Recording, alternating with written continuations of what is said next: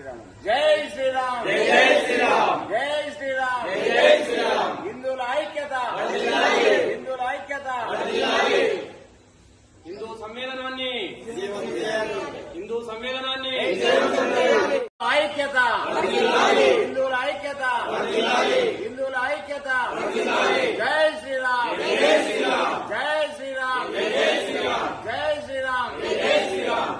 రేపు జరగబోయే హిందూ సమ్మేళనానికి అందరూ కూడా పెద్ద ఎత్తున ప్రతి గడప గడప నుండి ప్రతి ఒక్కరూ ఈ యొక్క స్కూల్ నెంబర్ 1 స్కూల్ ఏదైతే మినీ స్టేడియం ఉందో పరిగిలో అందులో ఈ యొక్క సమావేశం జరుగుతుంది. కాబట్టి ఈ యొక్క సభకు చిన్నలు, పెద్దలు, విద్యార్థులు, మహిళలు మరి ప్రతి ఒక్కరు కూడా పాల్గొనాల్సిందిగా మీ అందరికీ ఆహ్వానిస్తున్నాం.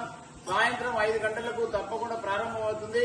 రేపు సాయంత్రం 5 గంటల నుంచి రాత్రి 9 గంటల వరకు ఈ యొక్క కార్యక్రమం కొనసాగుతుంది. భోజనాలు కూడా అక్కడే, భోజన వసతి కూడా ఏర్పాటు చేయడం అనేది. కాబట్టి ప్రతి కల్చరల్ ప్రోగ్రామ్స్ ఉన్నాయి, ప్రతి కార్యక్రమం ఉన్నాయి. హిందువుల యొక్క ఏదైతే సాంప్రదాయాలు ఉన్నాయో అవన్నీ కూడా ప్రతి ఒక్కరు కూడా తెలియజేయబడి. కాబట్టి ప్రతి ఒక్కరు కూడా ఈ యొక్క కార్యక్రమంలో పాల్గొని మన హిందువుల ఐక్యతను ప్రతి ఒక్కరు కూడా చాటాల్సిన అవసరం ఉంది.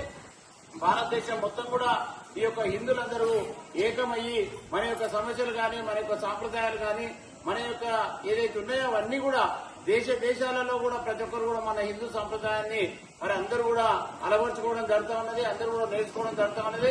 అందులో భాగంగా మీరు అందరూ వచ్చేసి పెద్ద ఎత్తున హిందూ ఐక్యతకు చాటాలని మీ అందరికీ విజ్ఞప్తి చేస్తాం. జై శ్రీరామ్.